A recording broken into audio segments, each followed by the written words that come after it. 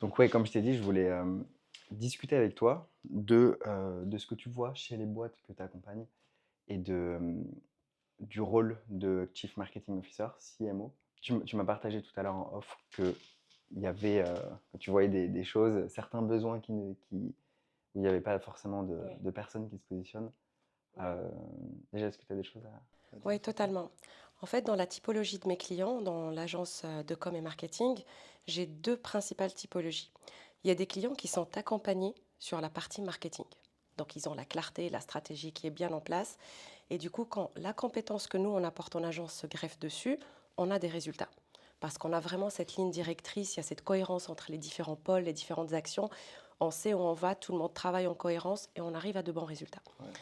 L'autre typologie de clients, c'est des clients qui misent énormément sur la communication sur les réseaux, mais sans forcément avoir une stratégie marketing en amont. Il n'y a pas de cohérence, il n'y a aucun fil conducteur entre les différents éléments, que ce soit du premier pas que fait le prospect ou à la fin, on est en train de prendre un rôle, nous dans l'agence, qui ne nous correspond pas, parce qu'on sent qu'il y a un manque, et là, il y a un manque de résultats. T'as une agence de quoi? J'ai une agence qui s'occupe de la communication sur les réseaux sociaux. Donc tout ce qui est image de marque, communication organique, publicité, tout ça, en fait, on le reprend, le client qui le délègue, on le reprend pour pouvoir lui permettre d'acquérir une audience qualifiée qu'on transforme par la suite en prospect. Ok. Et du coup, donc, on va parler du coup du deuxième type Exactement, de ouais. client. Exactement. C'est quoi ce manque que tu Bah, vois? en fait, typiquement, je vais te donner quelques exemples. Certains ont des freebies, des lead magnets, ils ont une newsletter compagnie, mais en fait, ces personnes-là ne sont pas nurturées. Donc, tiens, allez, on va prendre quelqu'un qui va faire du copy. Sauf que derrière, vu que ces personnes-là qui vont recevoir les newsletters, le call to action, l'appel à l'action, là où on va les emmener, c'est qu'un seul. En fait, ils dorment, ces clients-là. Ils dorment sur de l'or, ces clients-là, dans le sens où toutes les personnes que nous, on arrive à récolter via les réseaux sociaux, ils sont lâchés, là, comme ça, en mode nous, on fait notre taf, mais il n'y a personne derrière qui reprend le relais. Ou encore, ce sont des personnes qui se disent, OK, la newsletter, je l'ai, il y a ça, mais en fait, ils n'ont aucun... toutes les campagnes email ne sont pas segmentées en fonction du niveau de conscience des clients pour pouvoir les upgrader petit à petit, pour les emmener vraiment dans un tunnel adéquat et faire en sorte qu'ils achètent tout simplement à la fin. Ils n'ont pas de calendrier marketing, ils n'ont pas de vision globale pour pouvoir coordonner les différents pôles. Et quand il y a ça, clairement, il y a un manque de cohérence et ça se répercute vraiment sur la communication. Mais justement, tout à l'heure, tu disais, ces personnes, les solutions qu'elles ont, c'est par exemple recruter un copywriter, Exactement. recruter un média buyer, Ouais. recruter tout type de Oui, plein de personnes petites mains. expertes enfin, ouais, expertes ou spécialistes Ouais. dans un domaine. Ouais. Et est-ce que tu trouves que c'est un problème, ça? Oui, c'est un problème parce que le client lui-même, il est expert dans sa zone de génie, dans son expertise, dans ce qu'il vend, dans son offre. Mais il n'a pas cette casquette, ou plutôt multi-casquette, pour pouvoir avoir cette vision globale, généralement, et pouvoir coordonner ces différentes expertises. Ça, c'est encore quand il le comprend. Et ça va même plus loin pour certains clients, même ils arrivent à le comprendre, ils n'ont pas les compétences pour aller recruter la bonne pépite et la placer là où il faut. Donc, en fait, il manque de quelqu'un qui, lui, a ce regard 360, qui vraiment comprend l'offre, le marché, là où on veut aller, et puisse vraiment tracer cette ligne conductrice, là où, après, justement, il y aura toutes les pépites qui vont venir se greffer et tout le monde travaillera en bonne cohérence pour arriver au bon résultat. Ok. Donc en fait, cette personne qui manque, ça n'a pas forcément besoin d'être un spécialiste du copy, Non, ni des ads, non. ni des tunnels de vente. Non, clairement pas. Il doit comprendre, naturellement. Il doit comprendre la finalité de chaque expertise, le pourquoi de chaque expertise, à quel moment la placer, pourquoi est-ce qu'on va la placer. Mais son expertise première doit être vraiment ce regard 360, la compréhension de l'offre, la compréhension du marché, les objectifs du client, et intervenir aussi dans les objectifs, justement, pouvoir les tracer, les dessiner, les chiffrer, on va dire aussi également avec le client, pour tracer tout simplement cette stratégie, mettre vraiment en place cette stratégie marketing qui résolvera tous les problèmes. Et Hmm. par la suite, aller chercher justement chapeauter cette partie-là, parce que le client ou la cliente n'a pas forcément l'expertise pour le faire. Yes. Ouais, moi ce que je vois de mon côté, tu vois, sur le marché, c'est qu'il y a énormément d'entrepreneurs qui ont plein de petites mains pour faire des choses.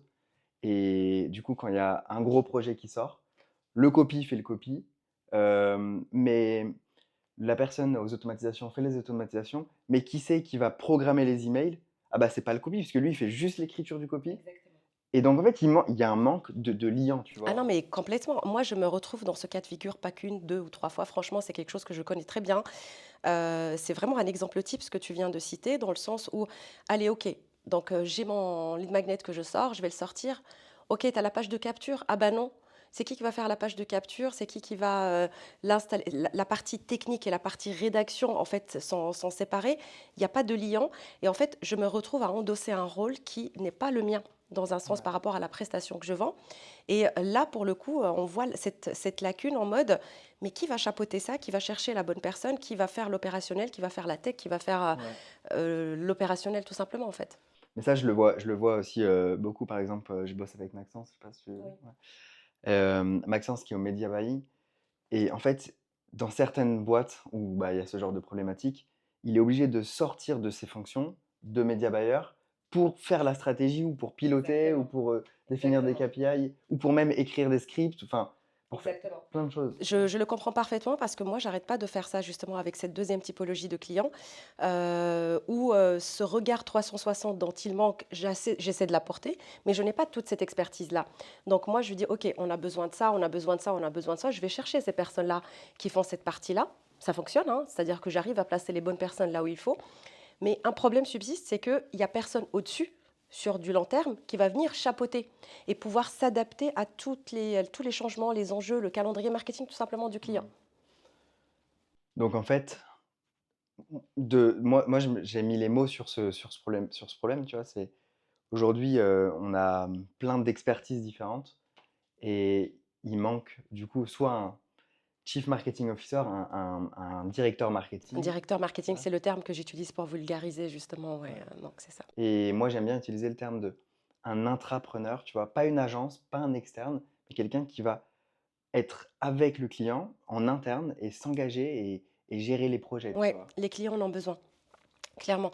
Parce qu'ils ont une peur aussi qui va avec cette, qui confirme justement cette vision que tu as de ce poste-là, c'est que les prestataires pour eux, même si ça peut durer 1 an, 2 ans, la collaboration, voire plus, c'est pas quelqu'un sur qui ils peuvent vraiment compter pour construire le business avec eux. C'est-à-dire qu'on va pas s'impliquer vraiment dans le business comme s'impliquerait cette personne qui va être en interne et qui va avoir vraiment, qui va épouser les enjeux vraiment du client. Et ils ont cette peur-là justement, mais c'est encore en fait, il n'y a pas assez d'éducation, je trouve, auprès de cette cible qui n'a même pas conscience que ce poste-là existe, que ce rôle-là Ouais, existe encore. ouais.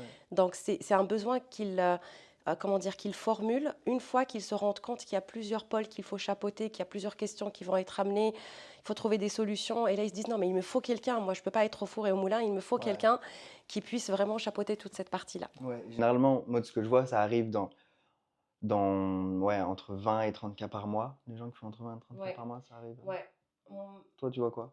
Moi, je le vois à partir de 30 cas dans la cible que À je... partir de Ouais, 30 cas, OK. à partir de 30, entre 30 et 50. Parce qu'en fait, les personnes, j'ai des clients qui comment dire, formulent ce besoin-là, qui en ont vraiment besoin, mais ils font moins de 20 cas, maximum 20 cas Ouais. par mois. Mais en fait, ils n'ont pas le budget. C'est un besoin qui est réel, mais Ça vu qu'ils ne sont pas ça éduqués, dépend. Enfin, pour le budget, peut-être qu'ils croient qu'ils ont pas le budget, mais il y a aussi des personnes qui seraient très heureuses d'apprendre à leur côté. exactement, c'est pour ça que je disais qu'il y a un manque d'éducation. Mmh. Il y a un manque d'éducation parce qu'à partir du moment que tu leur dis, il y aura quelqu'un qui va venir chapeauter ça, ah non, mais non, ça va coûter trop cher, c'est hors Mmh. budget, j'ai pas les moyens, j'ai encore du mal avec ça, ça, ça. Et vu qu'il y a ce manque d'éducation, ils s'autorisent même pas la perspective d'envisager cette piste-là. Et ils préfèrent des petites sommes en copie, en pub, en machin, enfin petites sommes, on se comprend, mais plutôt prendre des prestataires séparés plutôt que de venir à la source. C'est pour ça que souvent ces clients-là, quand je les ai, je leur dis tout, tout, tout, on arrête. Ce qu'on va faire, c'est qu'avant de commencer d'investir dans la communication organique ou les ads, on va passer au marketing. Et il faut d'abord que j'ai la clarté sur cette partie-là. Je préfère que tu mettes tes sous là, parce que ça, c'est la base Mmh. qu'il faut travailler avant de commencer le reste en fait. Ouais, OK. Ouais, donc au final, il y a 2 types de profils, qui ont besoin d'un intrapreneur marketing, d'un vrai Ouais. bras droit. Il y en a qui génèrent moins de 20 cas par mois, Ces gens-là, ils vont peut-être moins avoir du budget, peut-être moins conscientiser aussi leurs besoins. Ouais, Et tu as des gens qui font plus de 30K. Et là, eux, ils savent qu'ils ont vraiment ce ouais, besoin. Ils savent que, voilà, ils ont un peu plus du budget aussi. ouais. Et en plus, je pense que c'est intéressant pour les bras droits ou les directeurs marketing de se positionner à ce moment-là, parce que c'est à ce moment-là où tu vas pouvoir aller chercher vraiment du résultat et Complètement. créer une relation long terme avec la Bah, moi, personne. je dirais que c'est intéressant dans les 2 cas parce que s'ils interviennent auprès de la cible qui, elle, est encore petite, donc qui fait pas encore plus de 20 K, il y a cette dimension de construction. C'est-à-dire tu te projettes vraiment à long terme. C'est-à-dire tu vas t'investir plus, ça va être Ouais. un joli bordel ou qu'il faut construire avec le client, mais justement le mot est la construction. Donc tu amènes le business pour le stade où la personne qui va venir, cet entrepreneur, va plus kiffer en fait, il va plus s'amuser. Et inversement, pour les personnes qui, elles, font déjà plus de chiffres, il y a vraiment de la matière, il y a vraiment beaucoup de choses à organiser ou autres. On est sur des enjeux qui vont être un peu plus différents, mais qui vont permettre à l'entrepreneur de, comment dire, de faire étalage d'autres compétences qu'il va mettre en attente avec les autres, en attendant de construire avec eux vraiment petit à petit. Mm. Je pense qu'il peut vraiment trouver sa place auprès des deux cibles. Ouais. C'est juste que c'est deux manières différentes de faire. Ok.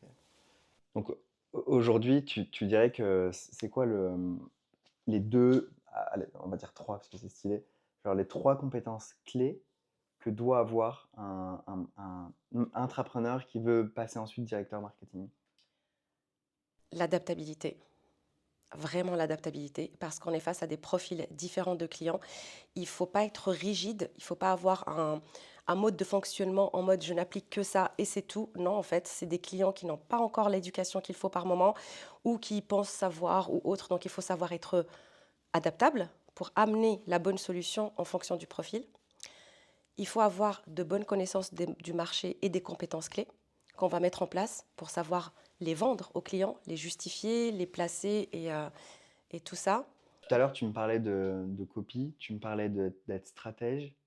euh, Tu me disais, en fait, faut être bon enfin, faut être compétent partout, même si t'es pas expert, tu vois. Ouais, bah en fait, c'est ça que je disais en mode il faut savoir un petit peu maîtriser les différentes compétences, mais je dirais c'est cette intelligence entrepreneuriale en mode un regard à 360. En fait, c'est quelqu'un qui doit savoir prendre du recul pour prendre connaissance vraiment de tous les tenants et aboutissants, pour être objectif dans la ligne directrice qu'il va mettre en place et conseiller à ses clients. Il faut qu'il se détache un petit peu de l'affect. C'est pas juste je veux faire du chiffre, il faut remplir la trésor, les mêmes enjeux que le client peut avoir. Il faut qu'il ait vraiment cette compétence de prendre du recul, voire à mi-parcours, à long parcours, à moyen parcours, pardon, et pouvoir voir les choses avant qu'ils arrivent pour pouvoir savoir quand placer les choses sans speeder, sans brûler des étapes au bon moment. Est-ce qu'aujourd'hui, tu dirais que il y a une opportunité, il y a un besoin pour être un directeur marketing? Il y a un endroit où se positionner pour Oui, quelqu'un qui veut être ouais. entrepreneur? Oui, clairement. Parce qu'au-delà des clients que j'ai dans l'agence, je le vois également dans les différents cercles dans lesquels j'évolue, les masterminds ou autres, je vois clairement qu'à un moment ou à un autre, c'est inévitable en fait. À un moment ou à un autre, un entrepreneur qui veut aller plus loin a besoin de ce poste-là, a besoin de cette compétence-là. L'enjeu, par contre, c'est l'éducation. En fait, le message doit pouvoir être diffusé, vraiment. Il faut arriver à toucher ces personnes-là, comme tout autre business, comme toute autre offre, pour les rendre conscients que ça existe et la valeur ajoutée du poste ou de ces compétences-là.